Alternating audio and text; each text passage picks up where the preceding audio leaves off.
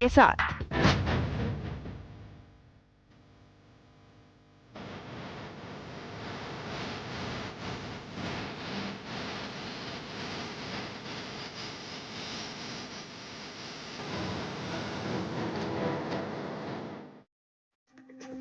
नमस्कार, news night के एक और अंक में आप सभी दर्शकों का बहुत बहुत स्वागत है। मैं हूं असीम मिश्रा।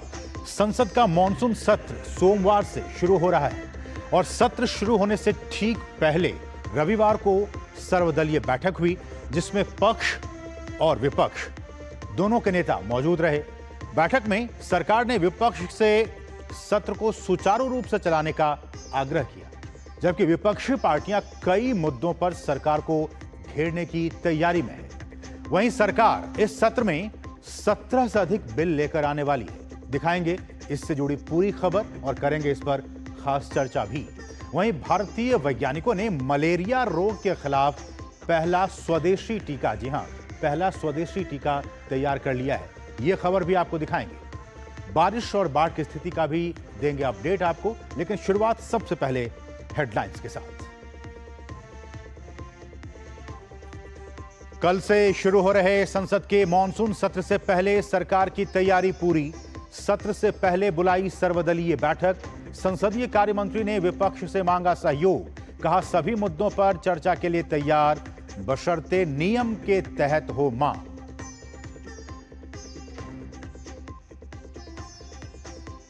वाराणसी में नशा मुक्ति के दृढ़ संकल्प के साथ संपन्न हुआ युवा आध्यात्मिक सम्मेलन। केंद्रीय मंत्री मनसुख मांडविया ने दिया जन जन की भागीदारी पर जोर। काशी संकल्प पत्र में सरकार, सामाजिक संगठनों और शैक्षणिक संस्थाओं की भी तय की गई जिम्मेदारी।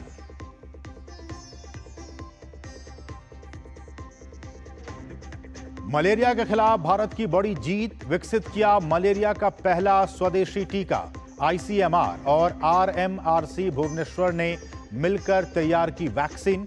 ऑक्सफोर्ड और डब्ल्यूएचओ की वैक्सीन से अधिक इफेक्टिव, अधिक प्रभावी।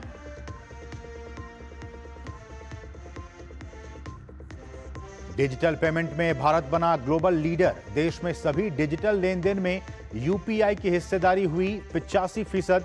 आईएमएफ ने कहा यूपीआई भारत की डिजिटल क्रांति का मुख्य आधार।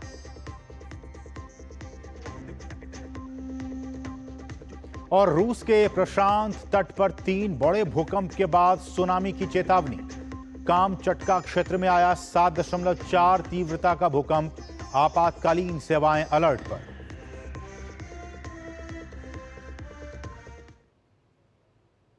और अब सभी खबरें विस्तार से।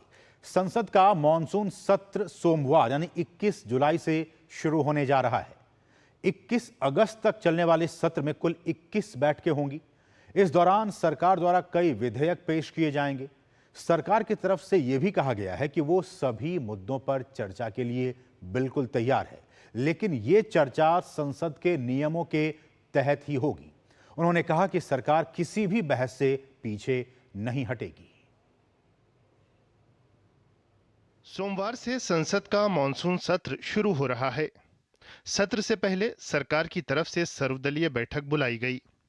बैठक में विभिन्न दलों के नेता शामिल हुए। बैठक के बाद संसदीय कार्य मंत्री किरेन रिजिजू ने बताया कि प्रमुख दलों ने कई विषयों पर चर्चा कराए जाने की मांग रखी है। सरकार नियमों के मुताबिक सदन में हर विषय पर चर्चा के लिए तैयार है। हमने ये रिक्वेस्ट किया है कि सदन अच्छा से चले, इसके लिए पक्ष और विपक्ष मिल करके हमको काम करना होगा। आपस में कोऑर्डिनेशन अच्छी तरह से रखना होगा। कई अहम मुद्दे हैं जिस पे सब पार्टी ने अपना विचार रखा है कि सदन में चर्चा होना चाहिए, तो हम तो खुले दिल से चर्चा के लिए तैयार है। इस बात पर भी सहमति बनी कि छोटे दलों के सांसदों को भी सदन में बोलने का मौका मिलना चाहिए। बैठक में कांग्रेस सहित तमाम विपक्षी दलों ने अमेरिका के राष्ट्रपति ट्रंप के बयानों, पहलगाम आतंकी हमला, विदेश नीति से जुड़े मुद्दों, बिहार में मतदाता सूची पुनरीक्षण अभियान जैसे विषयों पर चर्चा की मांग रखी है। सदन के द्वारा देश को संबोधित करने का अवसर हमें मिलेगा और सरकार से अहम सवालों का जवाब सुनने को मिलेगा। और इसीलिए हमारी ये मांग है कि ऐसे कुछ विशेष विषय इस सदन में, इस सत्र में उठाए जाएंगे। एनडीए के सहयोगी जेडीयू ने बिहार में एसआईआर के मुद्दे पर कहा कि चुनाव आयोग अपना काम कर रहा है। हमारी पार्टी बिल्कुल मानती है कि जो भी सिटीजन है उसको वोट मिलने का अधिकार होना चाहिए, और हम लोगों को जो रिपोर्ट है कि इसमें कोई इशू नहीं है, सब लोग जा करके अपना रजिस्टर करा रहे हैं। इलेक्शन कमीशन का काम है वोट को रिवीजन करना, उसको परफेक्ट करके दिखाना, और इलेक्शन कमीशन अपना काम कर रही है। बैठक में कई क्षेत्रीय दलों ने राज्यों से जुड़े मुद्दों का भी जिक्र किया। सर्वदलीय बैठक में एनडीए के सहयोगी दल, इंडी गठबंधन के दलों, आम आदमी पार्टी सहित अन्य पार्टियों के नेताओं ने हिस्सा लिया। राज्यसभा में नेता सदन और केंद्रीय मंत्री जेपी नड्डा ने बैठक की अध्यक्षता की। शैलेंद्र मिश्र की रिपोर्ट, डीडी न्यूज।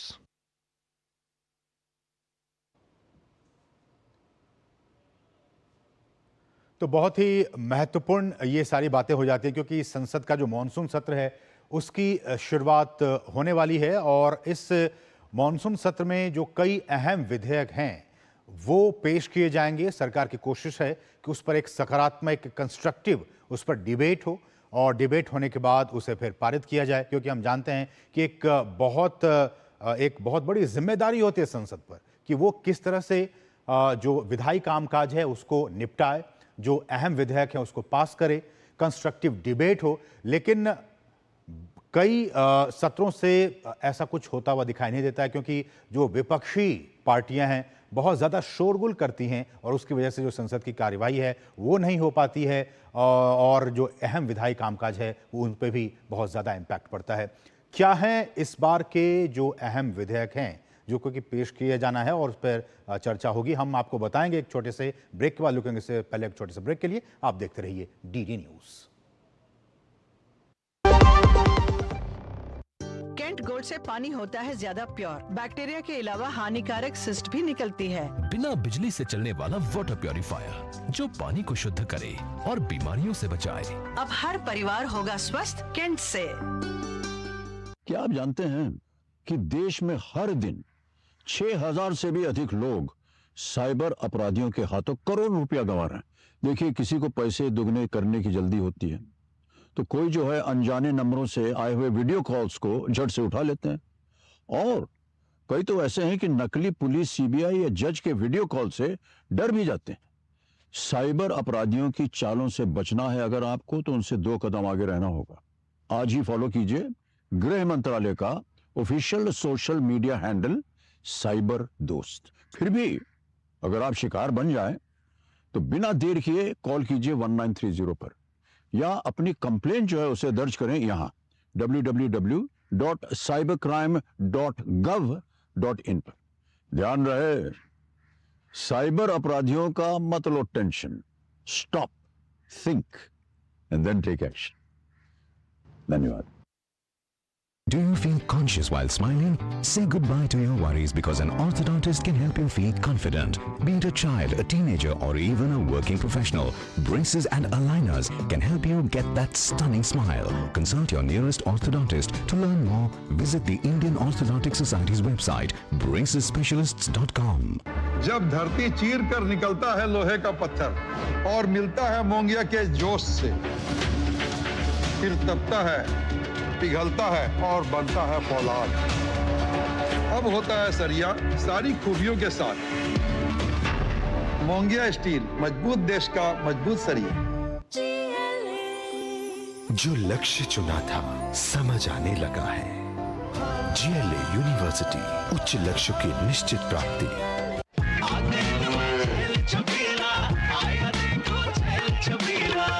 एक कपिला, अरे भाई सब एक ही जैसा होता है। ये लो साधारण पशु आहार।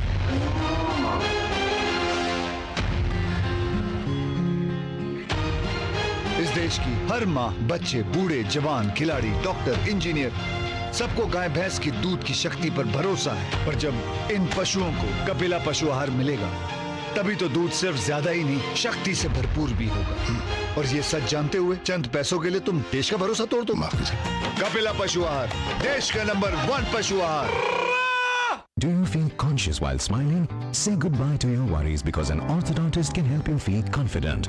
Be it a child, a teenager, or even a working professional, braces and aligners can help you get that stunning smile. Consult your nearest orthodontist. To learn more, visit the Indian Orthodontic Society's website, bracesspecialists.com. और break के बाद आपका फिर से स्वागत है। कल से सोमवार से संसद के मॉनसून सत्र की शुरुआत होने जा रही है और इस बार के सत्र में जो कुछ 8 नए विधेयक हैं उनको पेश किया जाएगा, टेबल किया जाएगा, उस पर चर्चा होगी और उस पर पारित होने की उम्मीद की जा रही है। वो कौन कौन से 8 अहम विधेयक हैं उस पर निगाह डालेंगे और इन 8 के साथ साथ कुल मिलाकर 17 से भी अधिक विधेयकों को पेश किया जाएगा। लेकिन जो 8 अहम विधेयक हैं हम उस पर चर्चा कर लेते हैं। नंबर 1, मणिपुर वस्तु और सेवा कर संशोधन विधेयक 2025 और इसका जो मकसद है वो मणिपुर वस्तु और सेवा कर अधिनियम 2017 में संशोधन करने के लिए इस विधेयक को पेश किया जाएगा। दूसरे विधेयक की बात करें तो कराधान कानून संशोधन विधेयक 2025 है। यह कर कानूनों में संशोधन करने के लिए इस विधेयक को संसद के इस सत्र में लाया जा रहा है। जन विश्वास प्रावधानों का संशोधन विधेयक 2025, इसका मकसद है कि व्यवसाय करने में आसानी को कैसे हम बढ़ावा दें, इस मकसद से इस विधेयक को लाया जाएगा। चौथा अहम विधेयक है भारतीय प्रबंधन संस्थान संशोधन विधेयक 2025 और इसका मकसद है अधिनियम की अनुसूची में IIM गुवाहाटी को जोड़ना इस अधिनियम में। पांचवा है भू विरासत स्थल और भू अवशेष संरक्षण और रखरखाव विधेयक 2025 और इसका संरक्षण और रखरखाव के लिए भू विरासत जो स्थल हैं उनको कैसे और भी सुदृढ़ किया जाए, उसका यह मकसद है। छठा विधेयक खान और खनिज विकास और विनियमन संशोधन विधेयक और खनिजों की वसूली, गहरे खनिजों के खनन से संबंधित जो नियम कानून है उनको तय किया जाएगा इस विधेयक के जरिए। राष्ट्रीय खेल शासन विधेयक 2025 खेल शिकायतों और विवादों के समाधान के लिए इस विधेयक को पेश किया जाएगा। और 8वां जो विधेयक है वो है राष्ट्रीय डोपिंग रोधी संशोधन विधेयक 2025, राष्ट्रीय डोपिंग रोधी अपील पैनल की स्वतंत्रता सुनिश्चित करने के लिए इस विधेयक को लाया जा रहा है। तो कुल मिलाकर ये जो 8 अहम विधेयक हैं इनको पेश किया जाएगा, इन पर एक अच्छी चर्चा हो, डिबेट हो। हम जानते हैं कि कोई भी विधेयक जब पेश किया जाता है सबकी ये उम्मीद होती है इस पर कंस्ट्रक्टिव डिबेट हो तभी इसे पास किया जाए। तो हम उम्मीद कर सकते हैं कि इस पर एक काफ़ी डिबेट होगी, चर्चा होगी और उसके बाद ही इस विधेयक को पेश किया जाएगा। लेकिन हमारा जो आज का विशेष है जो हम इस पर चर्चा करेंगे वो आपके टीवी स्क्रीन पर। आज का विशेष संसद का मॉनसून सत्र। जी हां, संसद का मॉनसून सत्र, क्योंकि कल से ही 21 जुलाई से सोमवार से इसकी शुरुआत होने जा रही है और इसमें बहुत सारे, जैसा कि हमने बताया कि बहुत सारे अहम विधेयक हैं, अहम विधायी कामकाज हैं जिनको कि इसमें किया जाना है। और इस विषय पर बातचीत करने के लिए कुछ बहुत ही खास मेहमान इस वक्त हमारे साथ जुड़ चुके हैं। हमारे साथ गोपाल कृष्ण अग्रवाल जी हैं जो कि प्रवक्ता हैं भाजपा के। गोपाल जी, आपका बहुत बहुत स्वागत इस खास कार्यक्रम में। हमारे साथ निखिल जैन जी हैं जो कि राजनीतिक विश्लेषक हैं। निखिल जी, आपका भी बहुत बहुत स्वागत। शेखर अय्यर जी हैं हमारे साथ, वरिष्ठ पत्रकार। शेखर सर, आपका भी बहुत बहुत स्वागत। और हमारे साथ हमारे सहयोगी शैलेंद्र मिश्र भी इस वक्त बने हुए हैं। शैलेंद्र, आपका भी बहुत बहुत स्वागत। शैलेंद्र, सबसे पहले आप ही से जानना चाहेंगे, कल से संसद के मॉनसून सत्र की शुरुआत होने जा रही है। आज सर्वदलीय बैठक हुई और इस बैठक में विपक्ष ने जो तेवर दिखाए उससे ये स्पष्ट हो रहा है कि मॉनसून सत्र में भी काफ़ी हंगामा देखने को मिलेगा। लेकिन हम सभी ये उम्मीद कर रहे हैं कि हंगामा ना हो, कंस्ट्रक्टिव काम हो, विधेयकों पर चर्चा हो, फिर वो पास हो। शैलेंद्र, देखिए असीम, तेवर तो यही है कि कुछ मुद्दों पर वो अड़ते हुए दिखाई दे रहे हैं और वो मांग करेंगे कल से कि उन पर चर्चा कराई जाए। देखिए, दिक्कत इस बात को लेकर नहीं होती है कि किस विषय पर चर्चा हो, कब हो, लेकिन अक्सर ये होता है कि विपक्ष किसी मुद्दे पर सदन की कार्रवाई स्थगित करता है और काम रोको प्रस्ताव या फिर प्रश्नकाल स्थगित करके वो चाहता है कि चर्चा हो और इसको लेकर एक गतिरोध देखने को मिलता है सत्ता और विपक्ष के बीच। तो देखना होगा कि क्या कुछ एक सहमति बनती है, क्योंकि आज बहुत देर तक सर्वदलीय बैठक चली और उसमें सरकार की तरफ से कहा गया कि जो भी विषय विपक्ष चाहता है सरकार जो नियम है, परंपरा है, उसके मुताबिक चर्चा को तैयार रहती है, तो उसमें कहीं कोई दिक्कत नहीं है। लेकिन कई बार ये आता है कि विपक्ष किसी एक खास नियम के तहत चर्चा चाहता है। कई बार विपक्ष सत्ता पक्ष से जो अपनी मांगे मनवाना चाहता है, जिसमें वो अड़ियल रुख अपनाने लगता है, तब एक टकराव देखने को मिलता है। तो अब देखना होगा कि कल जब शुरुआत हो रही, उम्मीद यही है कि एक सकारात्मक शुरुआत हो। किरण रिजिजू संसदीय कार्य मंत्री ने इस बात को कहा भी, लेकिन हमने देखा कि आज जिन 3-4 मुद्दों को लेकर तकरीबन विपक्षी दलों के जो प्रतिनिधि शामिल हुए, अलग अलग दलों के नेता, वो ये कह रहे थे कि इन मुद्दों पर चर्चा होनी चाहिए, चाहे विदेश नीति से जुड़ा मुद्दा हो या फिर अमेरिका के राष्ट्रपति ट्रंप का बयान हो या बाकी मुद्दे हो। तो अब देखना होगा कि सत्ता और विपक्ष के बीच क्या पहले दिन कोई टकराव होता है या फिर कोई रास्ता निकलता है। चूंकि किरण रिजिजू ने स्पष्ट तौर पर कहा है कि वो चाहते हैं कि सकारात्मक चर्चा हो और सभी दल, सत्ता हो या विपक्ष हो, उनकी जिम्मेदारी है कि सदन सुचारू रूप से चले। ठीक है, लेकिन निखिल जी, कहते तो सभी लोग हैं, विपक्षी पार्टियां कहती है कि हम एक कंस्ट्रक्टिव डिबेट चाहते हैं, रचनात्मक हम विपक्ष की भूमिका निभाना चाहते हैं, लेकिन कहते कुछ और हैं और होता हुआ कुछ और दिखता है संसद के अंदर। ऐसे में क्या उम्मीद करें कि संसद का मॉनसून सत्र 17 से अधिक विधेयक पेश किए जाएंगे? इंपॉर्टेंट विधेयक का हमने जिक्र किया, विधेयकों का। आपको लगता है कि इस बार के मॉनसून सत्र में विपक्ष संसद की कार्यवाही को सुचारू तौर पर चलने देगा? असीम जी, आई थिंक हम जिस सवाल पे चर्चा कर रहे हैं, शायद उस सवाल में ही कहीं ना कहीं हम एक बायस लेके चल रहे हैं विपक्ष के खिलाफ। विपक्ष एक बात कहता है और संसद में कुछ और करता है। मैं शायद आपके साथ यहाँ पर सहमति रखूंगा, लेकिन सरकार भी सत्र से पहले कुछ कहती है, सत्र के दौरान कुछ कहती है। सरकार हमेशा हमें हर सत्र से पहले ये कहती नजर आती है कि विपक्ष जिन भी मुद्दों पर चर्चा करना चाहेगा हम करेंगे, लेकिन जब विपक्ष उन मुद्दों को उठाता है तो सदन स्थगित कर दिया जाता है। यहीं पर मेरी एक छोटी सी असहमति शैलेंद्र जी के साथ भी है कि उन्होंने कहा कि विपक्ष सदन को स्थगित करता रहता है। विपक्ष नहीं सदन को स्थगित करता, स्पीकर करते हैं, उपराष्ट्रपति करते हैं। ऐसा माहौल है निखिल जी, विपक्ष की तरफ से ऐसा माहौल बना दिया जाता है, कार्यवाही हो नहीं पाती है, कुछ सुनाई नहीं देता है। ऐसे में सभापति या चेयरमैन के पास, अध्यक्ष के पास कोई और विकल्प होता नहीं है। और असीम जी, आई थिंक इसका एक बहुत कोर मुद्दा है जिस पे शायद हम चर्चा नहीं करते। हर बारी जब सत्र खत्म होता है, सारे न्यूज चैनल, सारे एनालिस्ट आके बोलते हैं कि इतना प्रोडक्टिव सत्र रहा, इतने परसेंटेज टाइम काम हुआ, इतने विधेयक पास हुए। शायद हम एक चीज भूल जाते हैं कि एक संसदीय प्रणाली में संसद का काम, सांसदों का काम केवल विधेयक पारित करना नहीं होता। उसका एक सबसे बड़ा काम जो होता है वो सरकार की अकाउंटेबिलिटी, सरकार की जिम्मेदारी फिक्स करना होता है। और वो जिम्मेदारी, अकाउंटेबिलिटी तभी फिक्स हो पाएगी जब हम अपनी विपक्ष को सरकार से सवाल पूछने देंगे और सरकार आके बड़ा दिल दिखा के सरकार वही बात निखिल जी, तो अब हो हंगामा होगा तो फिर कैसे हो? हंगामा होने से तो आप लोग भी अपनी बात नहीं रख पाते हैं ना, विपक्ष भी तो अपनी बात नहीं रख पाता है। असीम जी, दिक्कत ये है ना कि जैसे ही कोई विपक्ष का सांसद एक ऐसा मुद्दा उठाएगा जो भाजपा को कन्वीनियंट नहीं लगता, चाहे वो अदानी का मुद्दा हो, चाहे वो मोदी जी से रिलेटेड कोई मुद्दा हो, चाहे वो कैसे भी कोई मुद्दा हो, शोर दोनों तरफों से होता है। और उसके बाद सभापति उस शोर को रोकने की जगह सदन स्थगित कर देते हैं, सस्पेंड हो जाता है हाउस, 1 दिन के लिए, 2 दिन के लिए सांसदों को सस्पेंड कर दिया जाता है। मेरे हिसाब से सरकार को एक बड़ा मन दिखाना पड़ेगा। इंग्लिश में एक कथन है बहुत popular, the opposition shall have its say, the government shall have its way. यानी कि ऑपोजिशन की बात संसद में सबसे पहले सुनी जानी चाहिए, लेकिन जो सरकार काम चाहती है वो होना चाहिए। सरकार, the government does have its way, सरकार के तो विधेयक पारित हो जाते हैं, लेकिन ऑपोजिशन की आवाज शायद दबी ही रह जाती है। ऑपोजिशन की आवाज हमें संसद में सुनने को नहीं मिलती है। अग्रवाल जी हमारे साथ बीजेपी के प्रवक्ता हैं। सर, इनका कहना है कि विपक्ष की आवाज को दबा दिया जाता है और वैसे मुद्दे जो सरकार को नहीं अच्छे लगते हैं, नहीं सूट करते हैं, संसद की कार्यवाही को स्थगित कर दी जाती है। आपकी प्रतिक्रिया? देखिए, संसद एक प्रोसीजर के अंदर चलता है, कॉन्स्टिट्यूशनल प्रोसीजर एस्टेब्लिश्ड है और हमारे संविधान के अंतर्गत संसद का एक महत्वपूर्ण कार्य जो डिसाइड किया गया वो है लेजिस्लेशन, और वह सबसे महत्वपूर्ण है गवर्नेंस के लिए, सरकार के लिए सबसे महत्वपूर्ण है कि जो बिल पास हो, ताकि हमें जो मैंडेट मिला है जनता का, गवर्नेंस का मिला है, गुड गवर्नेंस का मिला है, इफेक्टिव गवर्नेंस का मिला है, इकोनॉमिक डेवलपमेंट का मिला है, इंफ्रास्ट्रक्चर डेवलपमेंट का मिला है, गरीबों के कल्याण का मिला है, और देश की सुरक्षा के आधार पे जो जो आवश्यकताएं, उन बिलों को लाके गवर्नेंस का मुद्दा सबसे महत्वपूर्ण सरकार के लिए है। और हम चाहते हैं कि जब ये जैसे ऐसे मिनरल एंड माइंस का बिल है, ये अपने आप में कितना महत्वपूर्ण है ग्लोबल लेवल पे।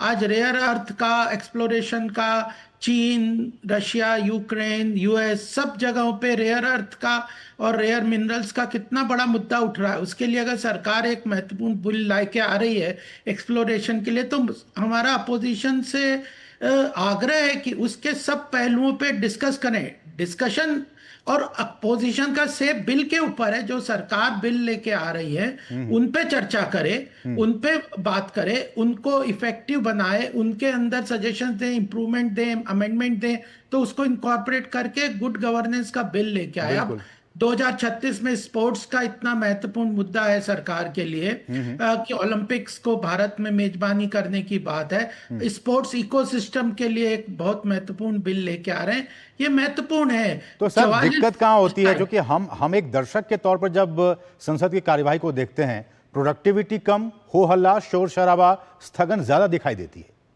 देखिए अपोजिशन क्या करता है, कई बार शूट एंड स्कूट।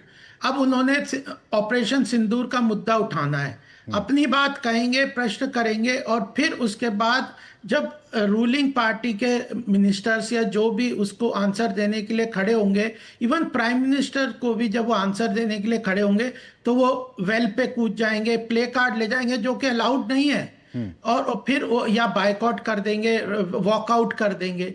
तो यह शूट एंड स्कूट वाली चीज जो है, अगर आपने प्रश्न पूछा है, आपको पूरा नेशनल मीडिया, पूरा देश सुन रहा है, तो उसका जवाब भी चलने दीजिए ना। ठीक है निखिल जी, रिस्पॉन्ड कीजिए।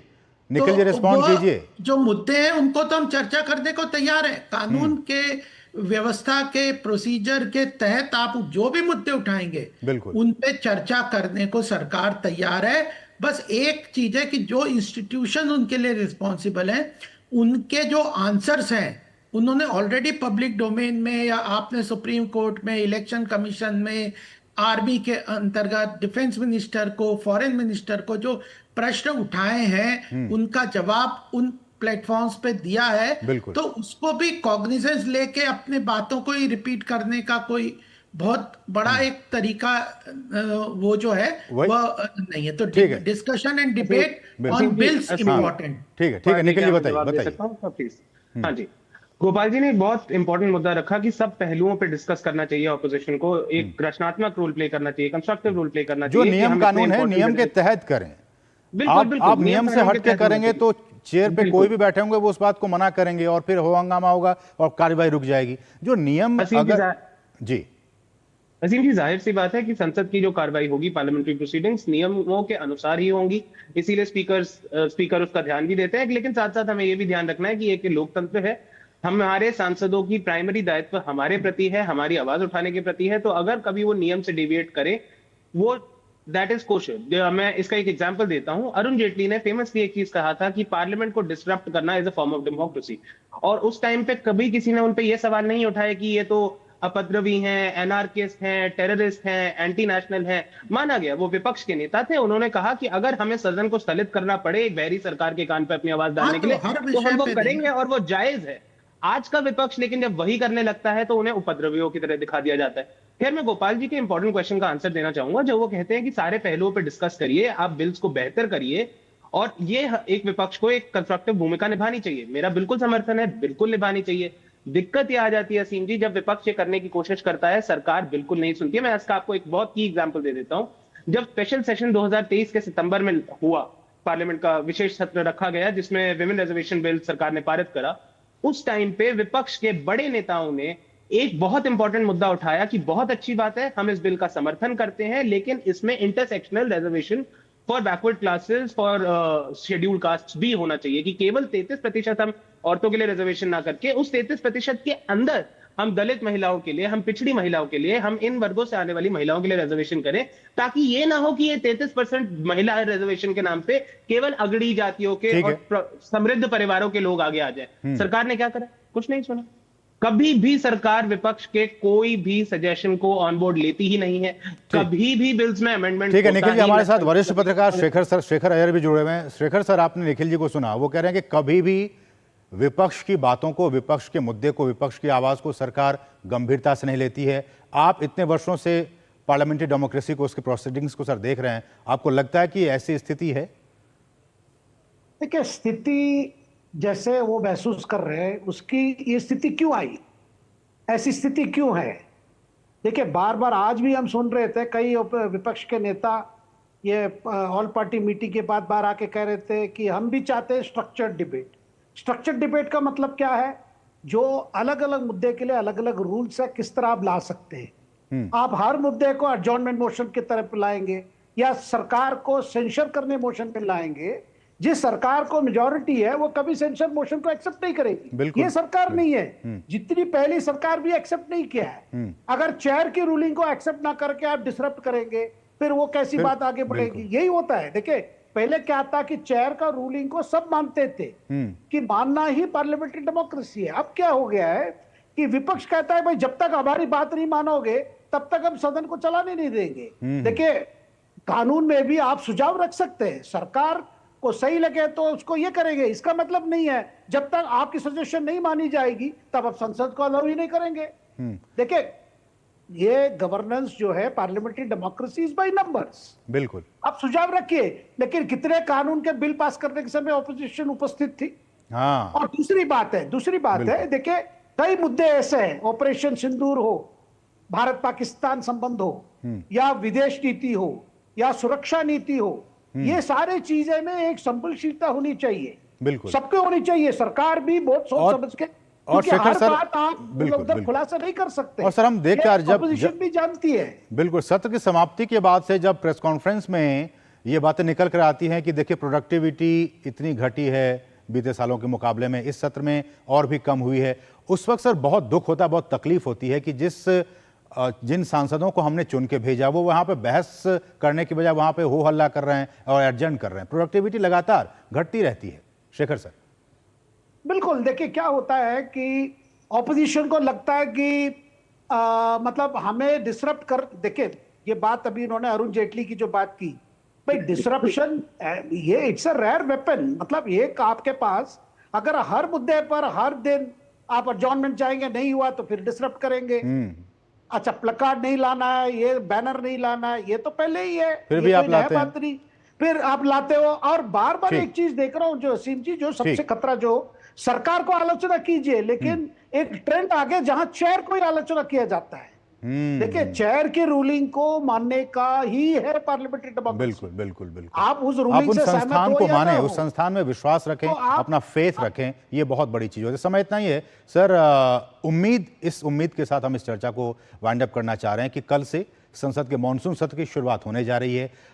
सभी से निवेदन, सत्ता पक्ष से भी विपक्ष से भी, कि एक कंस्ट्रक्टिव डिबेट करें, चर्चा करें, क्योंकि पूरी देश की निगाहें सबसे बड़े पंचायत पर लगी होती है कि वहां से एक अच्छे डिबेट के बाद, अच्छी चर्चा के बाद ही जो कानून है वो पास हो सके। हम यही उम्मीद कर सकते हैं। बहुत बहुत शुक्रिया गोपाल जी हमारे साथ जुड़ने के लिए, निखिल जी, शेखर सर और हमारे सहयोगी शैलेंद्र, आप सभी का बहुत बहुत शुक्रिया इस कार्यक्रम में हमारे साथ जुड़ने के लिए। बढ़ेंगे आगे, दूसरी अहम खबरों की तरफ निगाह डालें तो प्रधानमंत्री नरेंद्र मोदी 23 से 26 जुलाई तक 2 देशों की यात्रा पर रहेंगे। दौरे के पहले चरण में पीएम ब्रिटेन जाएंगे। पीएम वहां अपने समकक्ष कियर स्टारमर के साथ द्विपक्षीय वार्ता करेंगी। दोनों नेता द्विपक्षीय सहयोग, क्षेत्रीय और वैश्विक मुद्दों पर विचारों का आदान प्रदान करेंगे। प्रधानमंत्री की ब्रिटेन के राजा चार्ल्स से भी मुलाकात संभावित है। यात्रा के दूसरे चरण में पीएम मालदीव जाएंगे। 26 जुलाई को मालदीव 60वां स्वतंत्रता दिवस मनाएगा। पीएम उससे जुड़े केंद्रीय समारोह में मुख्य अतिथि के तौर पर शामिल होंगे। पीएम और मालदीव के राष्ट्रपति की बैठक में द्विपक्षीय सहयोग में प्रगति की समीक्षा की जाएगी।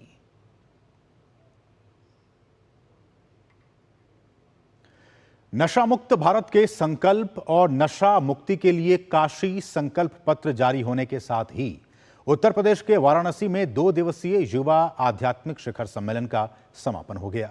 सम्मेलन में इस बात पर जोर दिया गया कि युवाओं को सिर्फ लाभार्थी के रूप में नहीं बल्कि विकसित राष्ट्र का निर्माणकर्ता और भविष्य को आकार देने वाले परिवर्तनकर्ता के तौर पर देखा जाना चाहिए। सम्मेलन में कहा गया कि नशा युवाओं को उनके जीवन के एक महत्वपूर्ण मोड़ पर अपनी चपेट में ले रहा है और यह राष्ट्रीय प्रगति के लिए एक गंभीर चुनौती है। दृढ़ हुआ नशा मुक्त भारत का संकल्प। वाराणसी में शिखर सम्मेलन का समापन। अभियान में हो जन जन की भागीदारी। नशा मुक्ति के लिए काशी संकल्प पत्र जारी।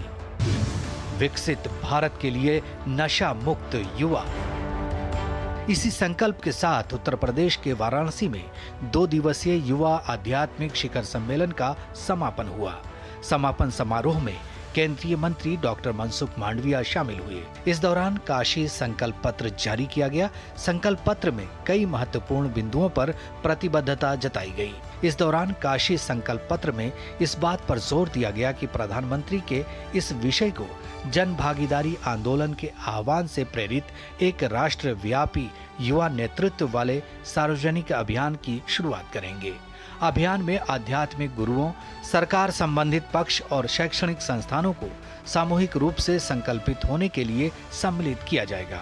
नियमित तौर पर स्थानीय मीडिया के चर्चित चेहरों के साथ मिलकर सोशल मीडिया से जुड़े कैंपेन चलाए जाएंगे। मीडिया, तकनीक और कानूनी उपायों के माध्यम से नशे के प्रचार, वितरण तथा ऑनलाइन एवं ऑफलाइन उपलब्धता पर कड़ा नियंत्रण स्थापित किया जाएगा। कार्यक्रम को संबोधित करते हुए केंद्रीय मंत्री ने कहा कि काशी संकल्प पत्र का उद्देश्य नशा मुक्त अभियान को जन जन तक पहुंचाना है। काशी संकल्प पत्र के रूप में हमारा रोड मैप को इंडिकेट करा। हम कैसे संकल्प को सिद्ध करेंगे, उसके लिए संकल्प के पर एक बिंदु आपके सामने रखा गया। भारत सरकार के सभी मंत्रालय एक होंगे, स्वैच्छिक संस्थाएं आएगी, स्पिरिचुअल संस्थाएं आएगी, धर्मगुरु आएंगे, अलग अलग जाति, वर्ग, समुदाय के संस्थाएं उसके साथ जुड़ेगी। हम सब लोग समन्वय करके एक मुहिम के रूप में, एक बड़ा अभियान के रूप में हम विकसित भारत के संकल्प को सिद्ध करने के लिए देश को नशा मुक्त अभियान के साथ जोड़े। नशा मुक्त अभियान में महिलाओं की भागीदारी पर जोर। केंद्रीय मंत्री डॉक्टर मनसुख मांडविया ने नशा मुक्त अभियान में महिलाओं की भागीदारी पर जोर देते हुए कहा कि जब महिलाएं इस अभियान का नेतृत्व करेंगी तो इस अभियान में सफलता निश्चित तौर पर मिलेगी। हमें प्रेरणा मिलती है कि हम हमारी महिलाओं को ये अभियान का केंद्र बनाए। महिलाओं की स्वैच्छिक संस्थाएं, पढ़ी लिखी महिलाएं, महिला स्वैच्छिक समूह इस काम की अगुवाई करें, इस काम को लीड करें और शुरुआत अपने घर से करें, शुरुआत अपने गांव से करें, शुरुआत अपने रिश्तेदार से करें और बाद में सामूहिक अभियान के तौर पर हम नशा मुक्ति अभियान को आगे चलाएं। वाराणसी के रुद्राक्ष कन्वेंशन सेंटर में 2 दिन तक चले इस चिंतन शिविर में विभिन्न स्तरों में विशेषज्ञों के साथ युवाओं के अलावा देश भर से 100 से ज्यादा संस्था के प्रमुख जुटे। सभी ने आपसी संवाद किया और काशी घोषणा पत्र को अपनाकर देश के युवा को नशा मुक्त करने की प्रतिबद्धता दोहराई। डॉक्टर हरिकेश बहादुर सिंह गौतम की रिपोर्ट, डीडी न्यूज, वाराणसी। और यहाँ रुकें एक बहुत ही छोटे से ब्रेक के लिए, और ब्रेक के बाद जब आएंगे वापस तो आपको दिखाएंगे मलेरिया के खिलाफ एक बड़ी जीत भारत ने हासिल की है। क्या है ये पूरी खबर, एक छोटे से ब्रेक के बाद।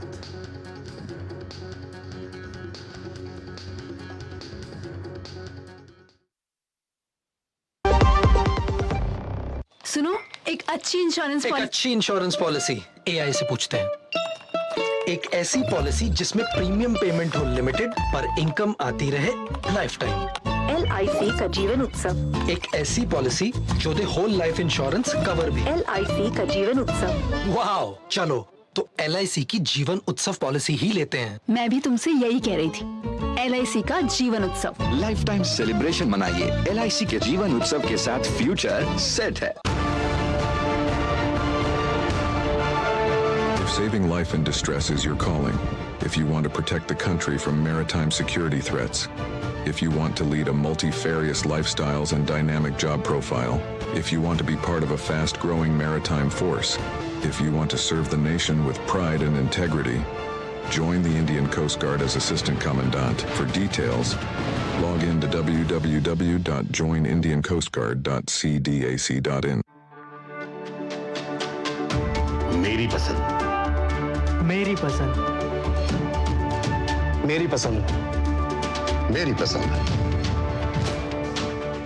हमारी पसंद, हम सबकी पसंद। मजबूत देश का मजबूत सरिया, होंगे स्टील। बुद्धू, नई कार जीतने का मौका। वाओ, पापा को सरप्राइज दूंगी। बस थोड़ी सी तो उनकी डिटेल भरनी है। रुक जा बुद्धू। व्हाट? ऐसे पॉपअप से सावधान रहो, स्कैमर्स पर्सनल डिटेल्स का गलत यूज कर सकते हैं। तू समझ गई ना, रिलैक्स। पर कार जीत जाते तो पापा होमवर्क नहीं कराते। आरबीआई कहता है स्मार्ट बनो, कूल रहो। Do you feel conscious while smiling? Say goodbye to your worries because an orthodontist can help you feel confident. Be it a child, a teenager, or even a working professional, braces and aligners can help you get that stunning smile. Consult your nearest orthodontist. To learn more, visit the Indian Orthodontic Society's website, bracesspecialists.com.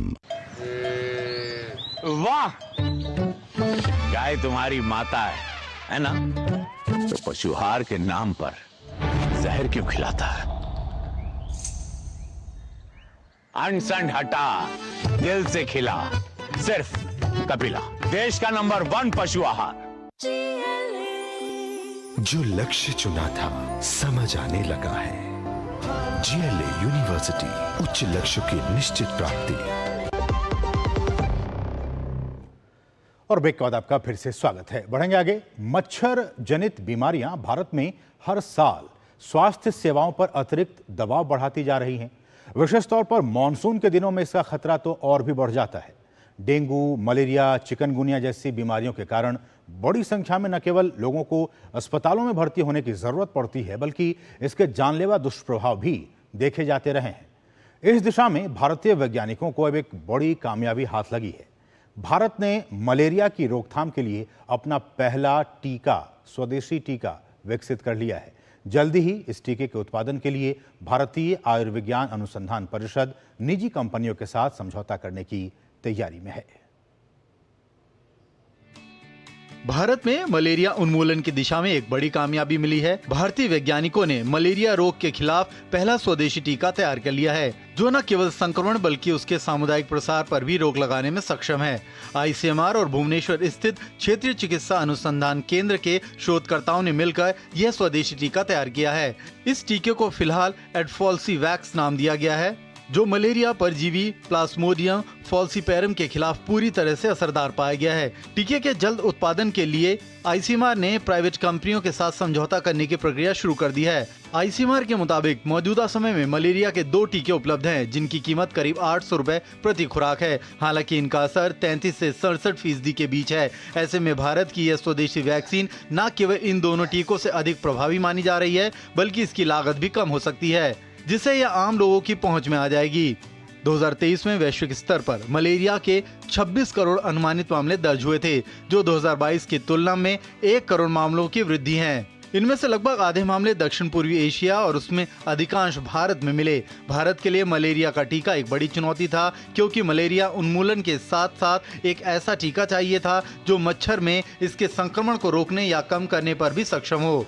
एक लंबे समय के प्रयास के बाद भारत ऐसा टीका खोजने में सफल रहा। इस टीके के जरिए भारत न केवल अपनी आबादी की सुरक्षा को मजबूत करेगा, बल्कि वैश्विक मलेरिया उन्मूलन प्रयासों में भी योगदान देगा। नितेंद्र सिंह की report, DD news Delhi.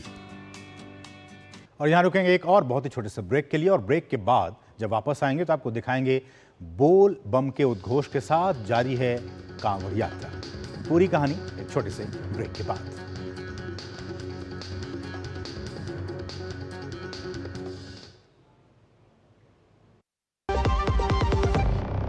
Kent gold से पानी होता है ज्यादा प्योर। बैक्टीरिया के अलावा हानिकारक सिस्ट भी निकलती है। बिना बिजली से चलने वाला वाटर प्योरीफायर जो पानी को शुद्ध करे और बीमारियों से बचाए। अब हर परिवार होगा स्वस्थ केंट से। जो लक्ष्य चुना था समझ आने लगा है। GLA यूनिवर्सिटी, उच्च लक्ष्य की निश्चित प्राप्ति। इस देश की हर माँ, बच्चे, बूढ़े, जवान, खिलाड़ी, डॉक्टर, इंजीनियर, सबको गाय भैंस की दूध की शक्ति पर भरोसा है। पर जब इन पशुओं को कपिला पशु आहार मिलेगा, तभी तो दूध सिर्फ ज्यादा ही नहीं, शक्ति से भरपूर भी होगा। कपिला पशु आहार, देश का नंबर 1 पशु आहार। LIC लाया है unit linked insurance plan index plus. जीवन बीमा पाइए और निफ्टी स्टॉक्स के साथ अपने मार्केट रिटर्न्स को तेजी से बढ़ाइए। इस अट्रैक्टिव कॉम्बिनेशन के साथ अपना कल सुरक्षित कीजिए। सिर्फ 2500 रुपए मंथली प्रीमियम से शुरुआत कीजिए। आज ही LICindia.in पर जाएं। शादी का किचन महके जहाँ, गोल्डी किचन किंग मसाले हो वहाँ। गोल्डी लाई है फ्रेश लॉक टेक्नोलॉजी जो रखे मसालों को हर समय फ्रेश। जो लक्ष्य चुना था समझ आने लगा है। GLA यूनिवर्सिटी उच्च लक्ष्य की निश्चित प्राप्ति। कैंट गोल्ड से पानी होता है ज्यादा प्योर, बैक्टीरिया के अलावा हानिकारक सिस्ट भी निकलती है। बिना बिजली से चलने वाला वाटर प्योरीफायर जो पानी को शुद्ध करे और बीमारियों से बचाए। अब हर परिवार होगा स्वस्थ कैंट से। और ब्रेक बाद आपका फिर से स्वागत है। बात कांवड़ यात्रा की तो श्रावण महीने में भगवान शिव के जलाभिषेक के लिए निकलने वाली कांवड़ यात्रा अपने चरम पर है। श्रद्धालुओं की सुरक्षा सुनिश्चित करने के लिए कई स्तरों पर पुलिस बल तैनात किए गए हैं। सावन के पवित्र महीने में पूरे श्रद्धा भाव और बोल बम के नारे के साथ कांवड़ यात्रा जारी है। भोले बाबा के भक्त जलाभिषेक के लिए कांवड़ में पवित्र नदियों का जल लेकर आ रहे हैं, कुछ जल लेने जा रहे हैं। अलग अलग मार्गों पर कांवड़ियों की लंबी लंबी कतारें देखी जा सकती हैं। उत्तर प्रदेश के मुख्यमंत्री योगी आदित्यनाथ लगातार कांवड़ यात्रा को लेकर की जा रही व्यवस्था की निगरानी कर रहे हैं। योगी आदित्यनाथ ने चौधरी चरण सिंह कांवड़ मार्ग और मेरठ मुजफ्फरनगर मार्ग का हवाई निरीक्षण किया। साथ ही मुख्यमंत्री योगी आदित्यनाथ ने मेरठ में कांवड़ियों पर पुष्प वर्षा भी की। मुख्यमंत्री योगी आदित्यनाथ ने कहा कि कांवड़ यात्रा को लेकर सरकार और विभिन्न सामाजिक संगठनों ने पुख्ता व्यवस्था की है ताकि किसी श्रद्धालु को कोई कष्ट न हो। सरकार ने, स्वयंसेवी संगठनों ने और विभिन्न सामाजिक संगठनों ने भी, धार्मिक संगठनों ने भी इसके लिए पुख्ता व्यवस्था की है। किसी श्रद्धालु को कष्ट न हो, सुरक्षा से जुड़ा हुआ कोई मुद्दा न बने, यातायात की किसी समस्या का सामना न श्रद्धालु जनों को न यात्रियों को ही करना पड़े, इसके लिए पुख्ता व्यवस्था की गई है।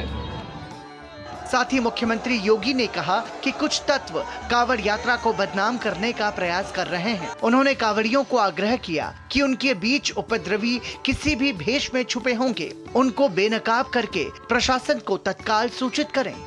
इस भक्ति और श्रद्धा को बदनाम करने के लिए कुछ तत्व लगातार कुत्सित प्रयास कर रहे हैं। यह हर कांवड़ संघ का भी दायित्व बनता है कि वे किसी भी ऐसे तत्व को जो कांवड़ की भगवान शिव की इस पावन यात्रा को बदनाम करने का कुत्सित प्रयास करके उपद्रवी के भेष में छुपे हुए हैं, उन्हें बेनकाब करें, प्रशासन को तत्काल इसकी सूचना दें।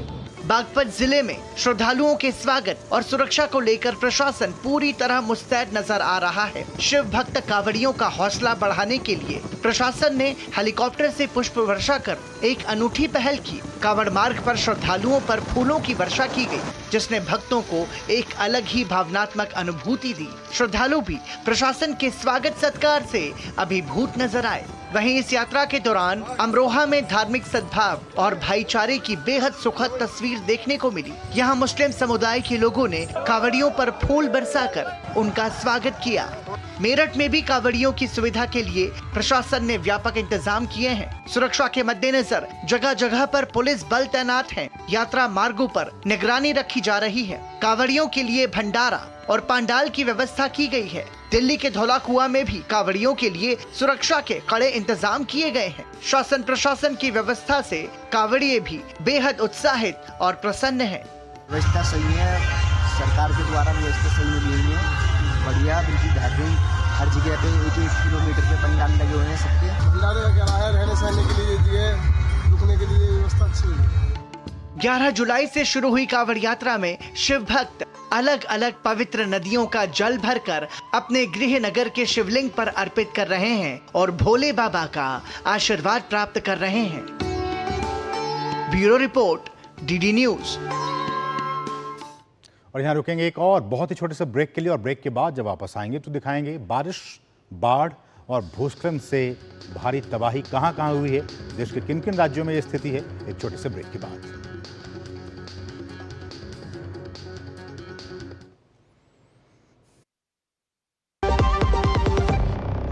कैंट गोल्ड से पानी होता है ज्यादा प्योर, बैक्टीरिया के अलावा हानिकारक सिस्ट भी निकलती है। बिना बिजली से चलने वाला वाटर प्योरीफायर जो पानी को शुद्ध करे और बीमारियों से बचाए।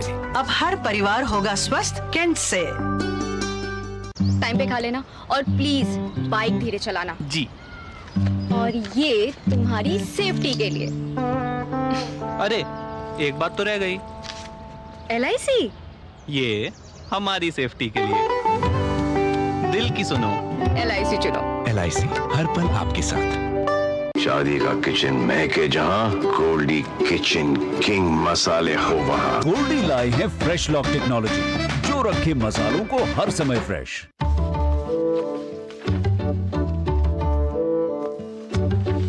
रुक जाओ, ये क्या है? असली नोट? ब्रो, ये फटा है। सुन, फटे फटे या पुराने नोट को बैंक ब्रांच में एक्सचेंज कर सकते हैं। वाओ, नया नोट मिलेगा? हाँ, जिससे तू हमें पिज्जा पार्टी देगा। RBI कहता है स्मार्ट बनो, कूल रहो।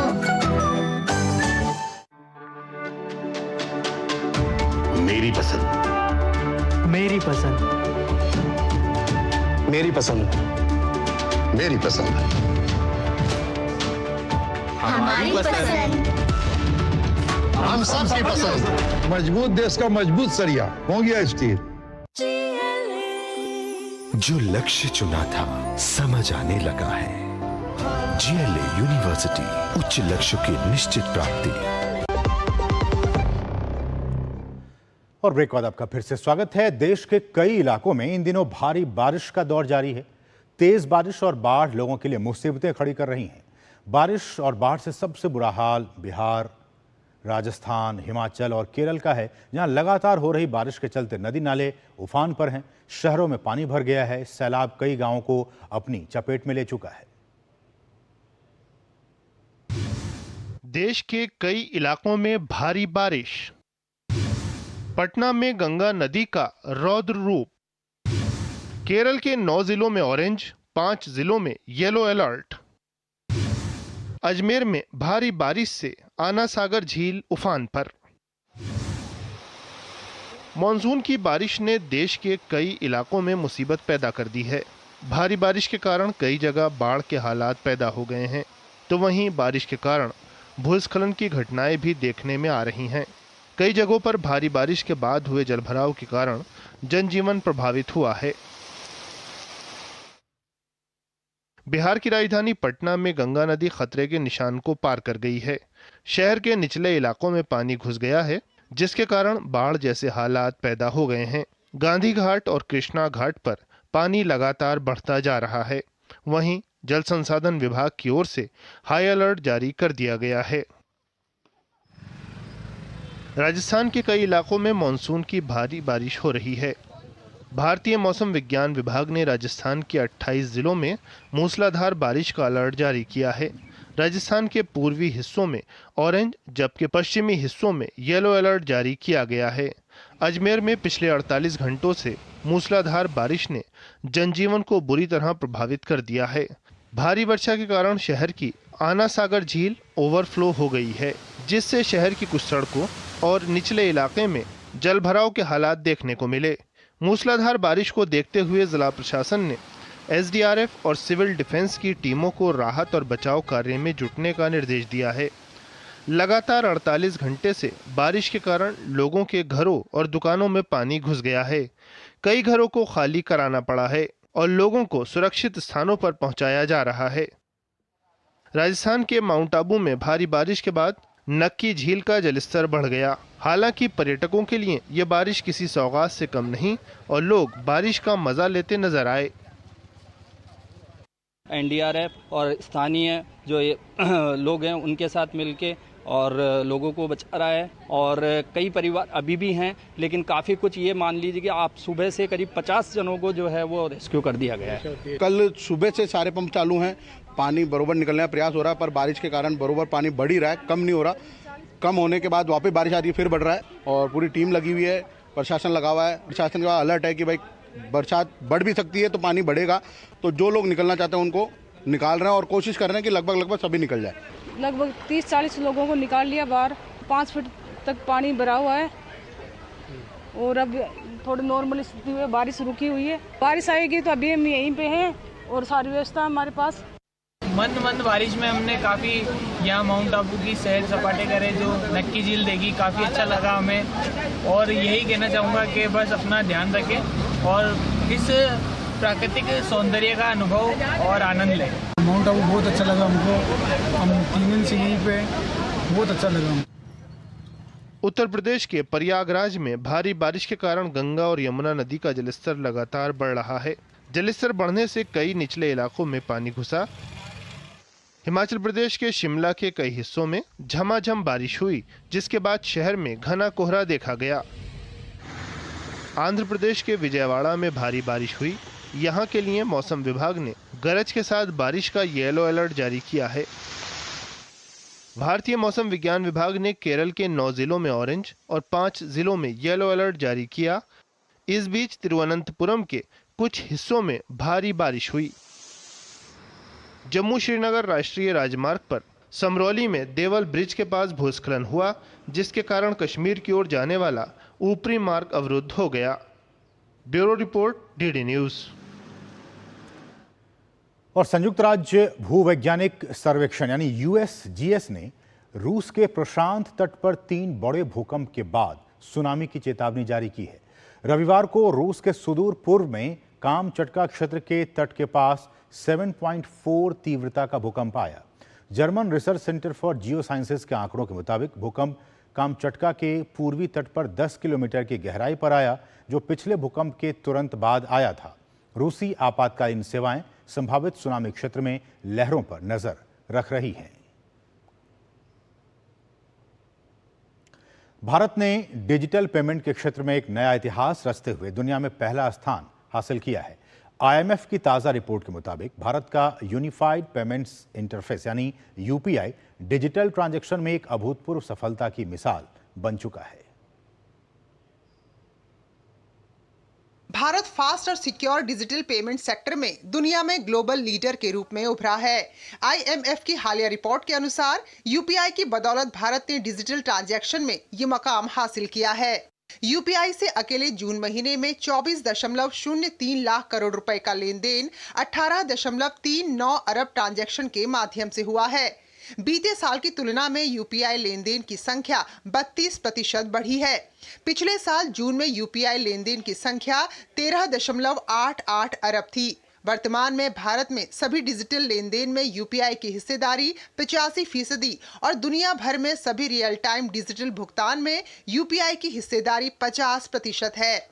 रिपोर्ट में आगे कहा गया है कि अब ये प्रतिदिन 64 करोड़ से ज्यादा लेन देन संभालता है, जो वीजा जैसी वैश्विक दिग्गज कंपनियों से कहीं ज्यादा है। गौरतलब है कि ये उपलब्धि काफी महत्वपूर्ण है, क्योंकि UPI केवल 9 वर्षों में इस मकाम तक पहुंच गया है। UPI प्लेटफॉर्म वर्तमान में 49.1 करोड़ व्यक्तियों और 6.5 करोड़ व्यापारियों को सेवाएं प्रदान करता है और 675 बैंकों को एक ही प्रणाली के माध्यम से जोड़ता है। इसने वित्तीय समावेशन को बढ़ावा देने में महत्वपूर्ण भूमिका निभाई है, जिससे देश भर के लोग, विशेष रूप से ग्रामीण और छोटे शहरों के लोगों को आसान और किफायती तरीके से डिजिटल वित्तीय सेवाओं तक पहुंचने में मदद मिली है। Bureau report, DD news. और न्यूज नाइट के अंत में आपको छोड़े जाते हैं फटाफट अंदाज में दिन भर की कुछ और महत्वपूर्ण खबरों के साथ। आप देखिए इन खबरों को और मुझे और हमारी पूरी टीम को दीजिए अनुमति। नमस्कार। केंद्रीय रिजर्व पुलिस बल CRPF का मानवीय चेहरा एक बार फिर सामने आया है। महाराष्ट्र के 67 वर्ष के काजू कोले के घुटने में चोट लग जाने से उन्हें बालटाल से बाबा अमरनाथ मंदिर पैदल जाने में काफी कठिनाई का सामना करना पड़ रहा था। CRPF के पर्वतीय बचाव दल ने काजू कोले की ऊपर चढ़ने में सहायता प्रदान की।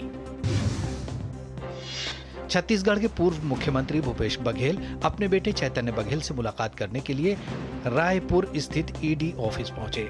चैतन्य बघेल को राज्य में शराब घोटाले की जांच कर रही ईडी ने शनिवार को गिरफ्तार किया था, जिसके बाद कोर्ट ने चैतन्य बघेल को 5 दिन की रिमांड पर भेज दिया है। ओडिशा सरकार ने पुरी जिले के बलंगा से एक नाबालिग लड़की को एयरलिफ्ट करके दिल्ली एम्स ट्रांसफर किया। उसके साथ एक समर्पित चिकित्सा दल और परिवार के सदस्य भी सफर कर रहे थे। गौरतलब है कि शुक्रवार को कुछ अज्ञात हमलावरों ने लड़की को आग लगा दी थी और जिसमें लड़की का 70% से ज्यादा शरीर जल गया था। पुलिस मामले की जांच कर रही है। प्लेसेस ऑफ वर्शिप एक्ट मामले में हिंदू पक्ष ने देश भर में मंदिर मस्जिद से जुड़े विवादों पर सुप्रीम कोर्ट से लगाई अंतरिम रोक को हटाने की मांग की है। हिंदू पक्ष का कहना है कि सुप्रीम कोर्ट ने मंदिर को वापस पाने के लिए दायर मुकदमों के विभिन्न पहलुओं की जांच किए बिना ही ये आदेश दिया है। गौरतलब है कि places of worship act ASI संरक्षित इमारतों पर नहीं लागू होता। हिंडन हवाई अड्डे से इंडिगो की 10 नई उड़ानें शुरू हो गई हैं। केंद्रीय नागरिक उड्डयन मंत्री राम मोहन नायडू ने एक यात्री को टिकट देकर इसे आधिकारिक रूप से हरी झंडी दिखाई। जम्मू कश्मीर के श्रीनगर में डल झील के पास जम्मू कश्मीर सशस्त्र पुलिस ने पेडल थ्रू पैराडाइज साइक्लोथॉन का आयोजन किया। लोगों ने इस साइक्लोथॉन में बढ़ चढ़कर हिस्सा लिया।